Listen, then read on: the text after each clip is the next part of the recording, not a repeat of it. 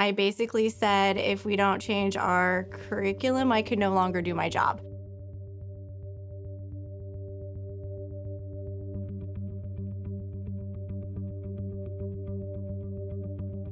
What we were doing before wasn't working. We were really heavy in direct instruction, and we realized we just weren't getting past that surface level understanding with our kids. Our teachers were so ready for something new that almost every team in our elementary campus decided to be a part of the pilot.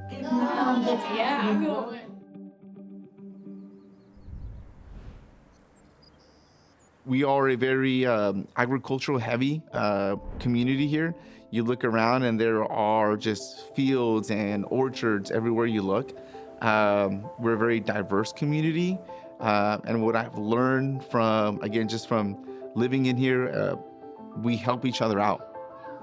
Our pilot year was really just getting teachers comfortable with the curriculum, our students, inviting them into the math, and that was our kind of pilot role.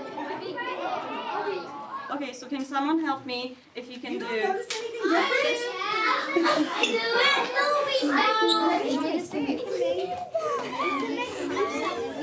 Our friends who are in here, they are here because they are watching you, because you are the rock stars. We, and when I say we, Mel does all the research and is on the forefront of all things. I do some. When she tells me to read it, I will read it. But for the most part, Mel does all the research. We knew about the framework that was happening, and it just wasn't fitting anymore. And it was more work for the teachers to do the justice of the standards rather than just having something that was already ready and there and prepared and didn't have to make slides and things like that. The way you teach, is that the way that you learn math in school?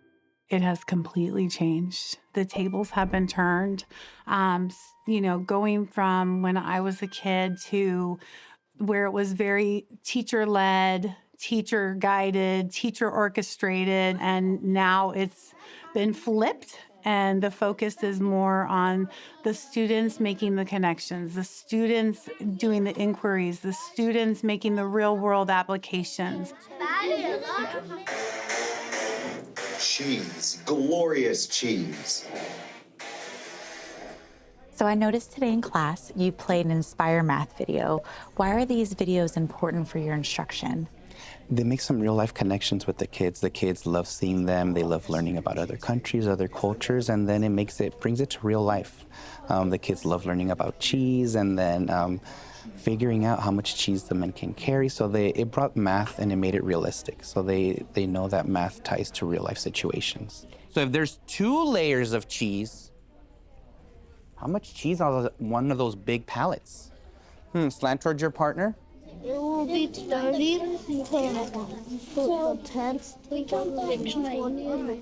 the 5, because 1 and 1 equal 2, but it's with the zeros and the 10s and with the 1s. So then I put 20, and then, but 5 plus 5 equals 10, so 20, 10, and then 20 plus 10 equals 30. I know there's a lot of time for students to think critically and to kind of just struggle with learning a little bit. And at first, our teachers had a difficult time with that, but they have, we just kept encouraging, just continue to do that. You're not doing anything wrong. I know you want to save the day for them. So how many groups do we need? 8. 8, so try that way. I'll come back and check in on you. Okay. I do have a very diverse class with a lot of diverse and unique needs. And so for the center games, I love how it tells them verbally the directions for my auditory learners to hear. There's sentence stems and sentence frames. And there's a lot of room for the diverse learners to pair up either with another EL, English language learner, pair up with the English only speaker, pair up with me. So it meets the needs of every single student in the classroom, whether they are struggling with the English language or they're a GATE student and they need to be pushed harder to critically think and problem solve more. 7. Oh yeah, 7.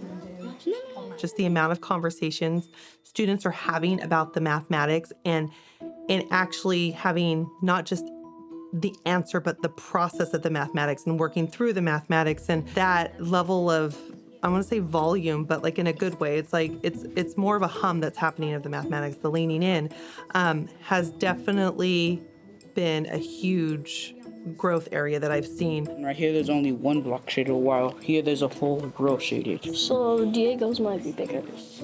So what sentence should we put on it? I think that Diego's is more bigger because it has more shaded in it. Because it has a whole row shaded. Yeah. When you had 1/4, what'd you divide it up into? That? Seven. You remember? Emma, can you help her? How many? Oh, I think I remember. We divided by up to fourth. I noticed how you wanted to put that cognitive load back on the kids, so you kept asking questions. That's why I love this so much, because it really puts the load on them. It's more beneficial for them when they can figure it out. Yes, those light bulb moments when they figured out that misconception, you can tell like their whole body just lights up. I like the way that you can use many different strategies to like solve one problem. I think it's just really fun to do that. Oh, they did a tape diagram. That's actually pretty smart. X representing degrees. Okay, that makes sense. I'm saying from my experience, math was hard. In this class, ever since we got those new textbooks and the teacher, we've been doing pretty good because he knows how to explain stuff thoroughly, and so does the book. The book actually takes you step by step, and it doesn't just like throw you under the bus. Because we had to do a puzzle yesterday, and it was about tape diagrams. Yes.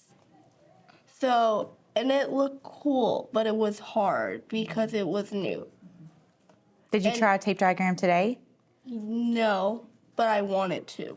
When you go in groups, you could do teamwork and you could build up problems together instead of just arguing over with your partners about saying, no, it's this answer, no, it's this answer. Instead, you can solve it out together. Well, with the number for A, but B, on the other hand, is just one number not involved with any other numbers, and it's just counting up.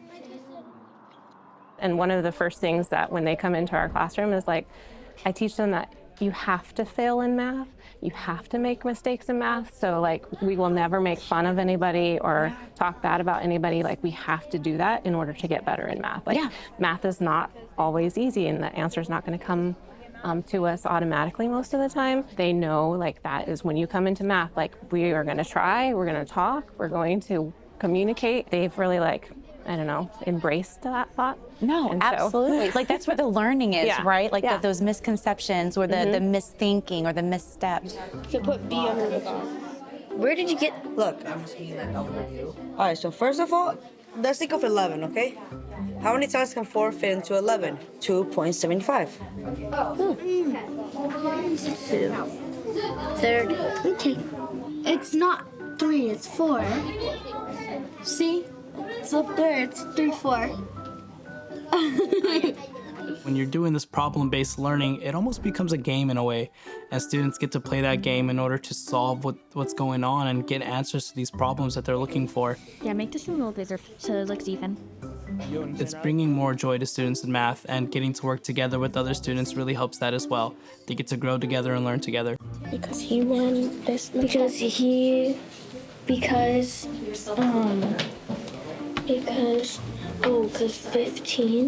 There you go. Much better. So that way you're very specific with your place value. Good job. I really enjoy walking into math classrooms and just listening to kids talk, especially about the problem that's at hand, hearing them speak the language, the mathematic language, using the proper academic discourse.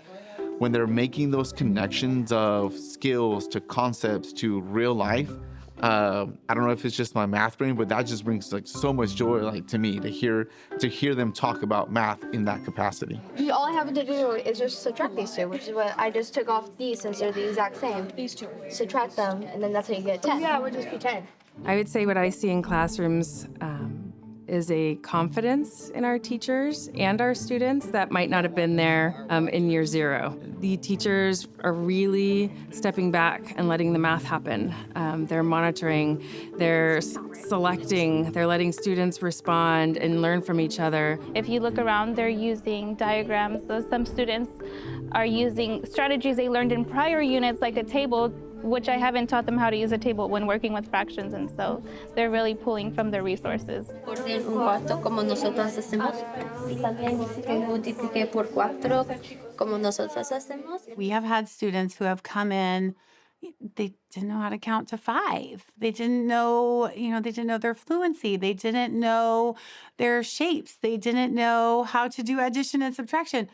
And by mid-year, everything just starts clicking because everything has been laid out foundationally for them, and it just has built. There's different ways to measure it, but roughly students were behind in math as measured by SBAC by around a year.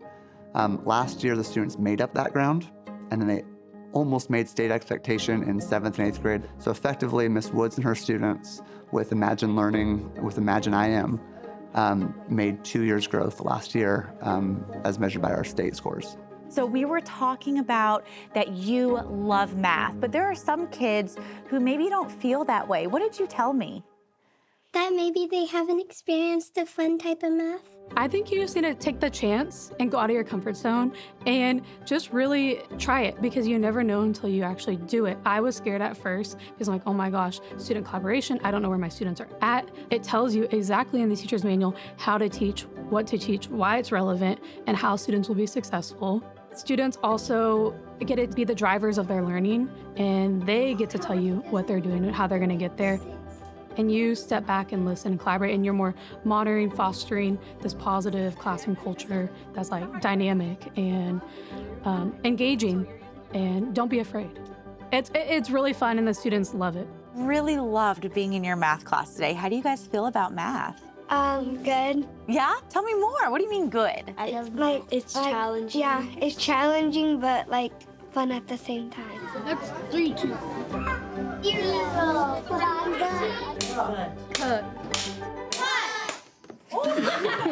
This has been the most beautiful representation of how to teach, and I could not be more thrilled to be a part of this. Okay. Don't cry. Don't cry.